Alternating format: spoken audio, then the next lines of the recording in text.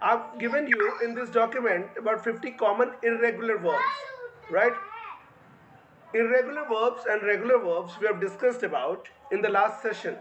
Irregular verbs are the kind of verbs which second form of verbs and third form of verbs are different, right? Rather than d or ed added to it.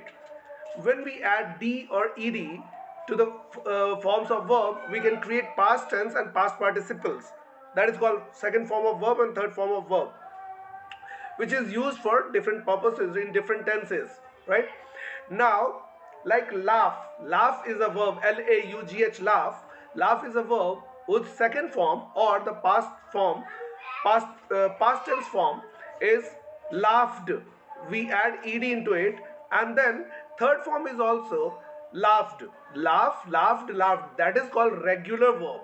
That is the regular method of making the verbs second form and third forms. That's why they are called regular verb.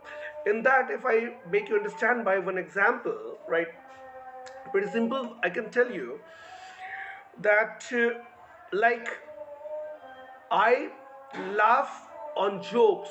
I laugh on even silly jokes. I laugh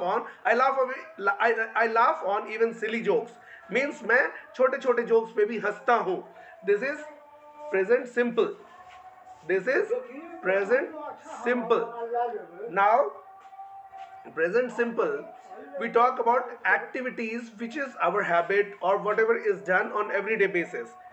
So, I laugh even on I laugh even on silly jokes. Means ये मेरी आदत है कि मैं silly jokes पर भी हंसता हूँ.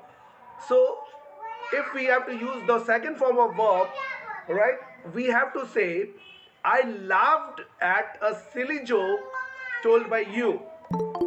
I laughed at a silly joke told by you. मतलब मैं तुम्हारे एक silly joke पर हंसा. मैं तुम्हारे एक silly joke पर हंसा. Right? Now who wants to join? Thank you, Pallavi ma'am, for coming so early on time. Right. Now, there are irregular. I was supposed to give you another example. I have laughed on a silly joke. मतलब अभी अभी किसी ने मुझे एक silly joke सुनाया और मैं उस पर हंसा. अभी अभी किसी ने मुझे एक silly joke सुनाया और मैं उस पर हंसा.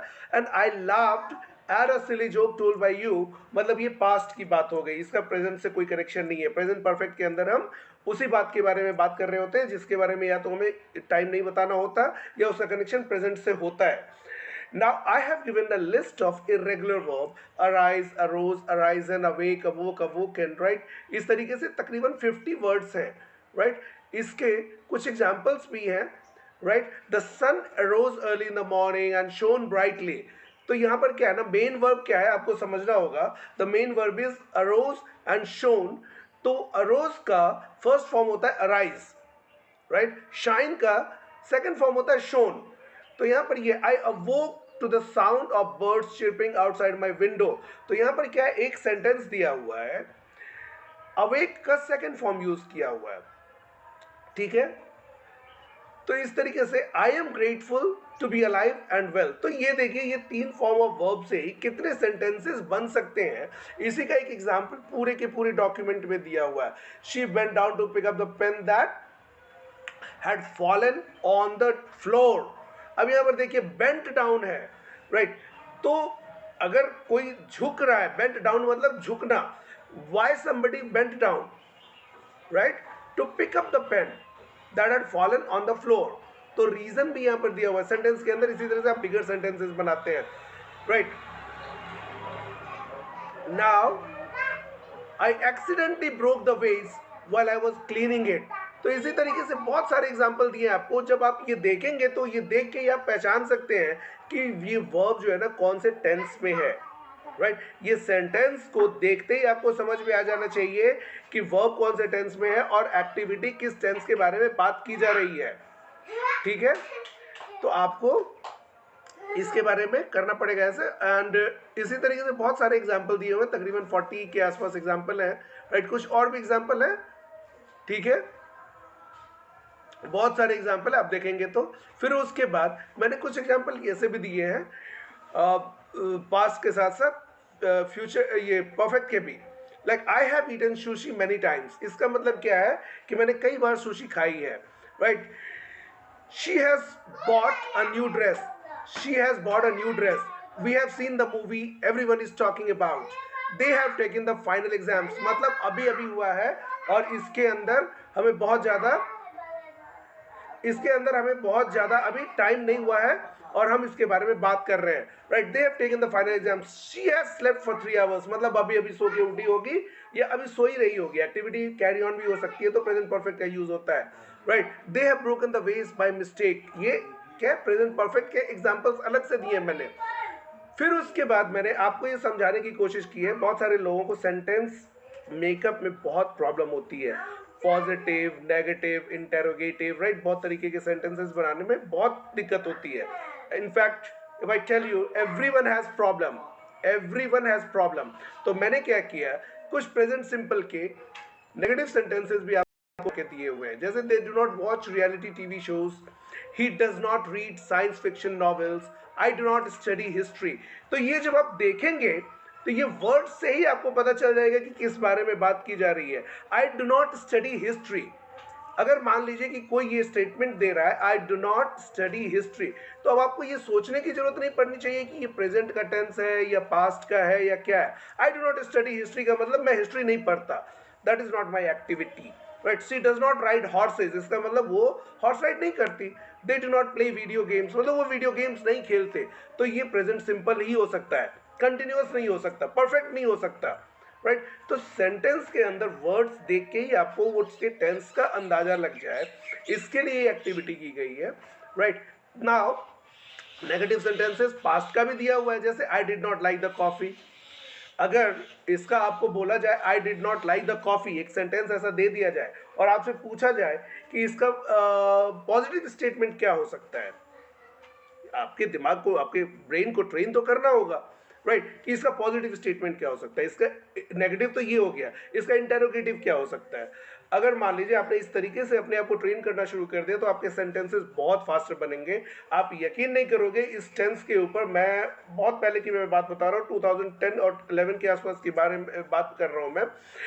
उस समय मैंने लोगों से 75,000 सेंटेंसेस बनवाए थे, एक दो नहीं, 75,000 सेंटेंसेस वन बाय वन करते हुए, and they were so good at making sentences.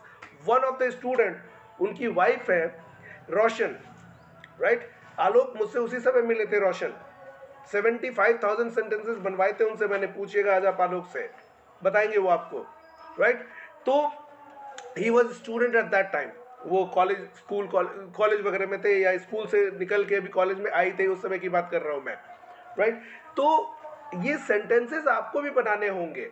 अब यहाँ पे देखिए, I did not understand the calculus, मतलब जो कैलकुलस पढ़ाया गया वो मुझे समझ में नहीं आया, right. She did not listen to the classical music, मतलब उसने क्लासिकल म्यूजिक नहीं सुना था, कुछ और म्यूजिक सुना होगा बट उसने क्लासिकल म्यूजिक नहीं सुना था, right. They did not enjoy the horror movie, मतलब जो हॉरर मूवी देख रहे थे वो उसको एंजॉय नहीं किया।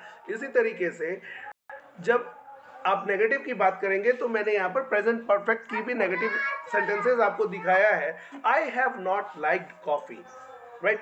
अगर मैं एक सेंटेंस कॉफी से शुरू करूं, I drink coffee, I do not drink coffee, I drink coffee, I do not drink coffee, right. Past में बोलेंगे, एक सेकेंड होल्ड कीजिए तो,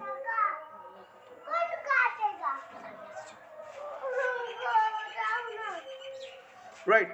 सो I like coffee, I do not like coffee, do I like coffee, interrogative क्या हो जाएगा, do I like coffee। अगर हम और ज्यादा क्वेश्चन पूछना चाहें तो why do I like coffee, why do I like coffee, ठीक है। सो ये क्या हो गया, ये सारा का सारा स्टेटमेंट हो गया प्रेजेंट सिंपल के अंदर। इसी को अगर हम पास्ट में कन्वर्ट करना चाहें तो हम क्या बोलेंगे, I liked coffee, I liked coffee, Did I like coffee? I did not like coffee.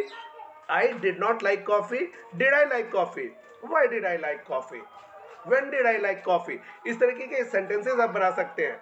फिर आप उसको प्रेजेंट परफेक्ट के अंदर देखें. I have liked coffee. I have not liked coffee. I have not liked coffee.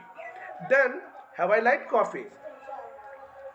Have I like coffee. तो इस तरीके के बहुत सारे सेंटेंसेस आप एक स्टेटमेंट से ही बना सकते हैं, एक वर्ब से ही बना सकते हैं, अगर आपको टेंसेस मालूम है तो. ये तो मैंने सिर्फ 3 एग्जाम्पल दिए हैं.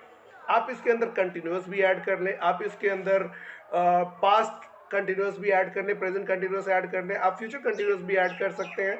तो इस तरीके से आप देखेंगे. और आपने जो कैन और कुड वाला पढ़ा था वो सारा भी जब आप इसके अंदर ऐड करना चाहेंगे तो एक वर्ड से आप देखेंगे बहुत सारे सेंटेंसेस बन सकते हैं. और आपके सेंटेंसेस बनाने की स्पीड बहुत फास्ट हो जाएगी. आपके ब्रेन को जब आप एक बार ट्रेन कर लेंगे ना फास्ट लिखने के लिए और फास्ट बोलने के लिए, फास्ट सोचने के लिए, फिर उसके बाद आपको ज़्यादा कुछ सोचने की ज़रूरत नहीं पड़ेगी. राइट. एंड आपकी स्टडी इतनी फास्ट होती चली जाएगी, इतनी फास्ट होती चली जाएगी. थोड़ा टाइम लगेगा initially. It may take right 10 days, 15 days, 20 days. आपको थोड़ा टाइम देना होगा. सोने से पहले 10-15 सेंटेंसेस बना लीजिए, 15-20 मिनट. राइट. जागने के बाद थोड़ा 10-15 मिनट, 20 मिनट बना लीजिए. राइट. आप लंच के बाद थोड़ी देर के लिए बना लीजिए. जब भी आपको टाइम मिले आपने कर लिया. थोड़ी देर थोड़ा सा हारमोनियसली आपने पैशन अपना दिखा दिया और एडेप्टेबिलिटी के मोड में आ गए और इसको बोल बोल के सेंटेंसेस बनाते रहे. ट्रस्ट मी, इस तरीके से हजारों लोगों के इंग्लिश बहुत सही हुई है. क्योंकि हम जिस एनवायरनमेंट में है वहाँ पर ग्रामर जानना और ग्रामर के ऊपर इतना फोकस किया जाता है कि आदमी उसके बिना कुछ कर नहीं सकता. लेकिन सही फोकस कैसे करें? राइट. सिर्फ टेंस जानने से नहीं होता, उसको पहचानने से होता है. सेंटेंस देख के अगर आप टेंस नहीं पहचान सकते तो फिर मुश्किल होगी.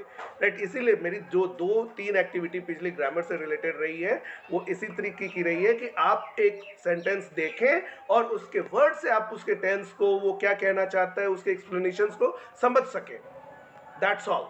राइट. तो आई होप आप लोगों को ये सारी चीज़ें बहुत पसंद आ रही होंगी. राइट. ये तरीका आपको, अब देखिए यहाँ पर क्वेश्चन भी मैंने दिया हुआ है, बहुत सारे दिया है. आप देखेंगे कि सारे के सारे उसी से रिलेटेड सेंटेंसेस हैं. Now what I would like to ask is, ये जब तरीका हम सीखे तो हमने क्या किया? ये तरीका जब हम सीखते हैं तो हम क्या करते हैं? हम तरीका सीखते हैं तो सीधी सीधी बात है कि हम उस तरीके में अपने आप को ढालते हैं.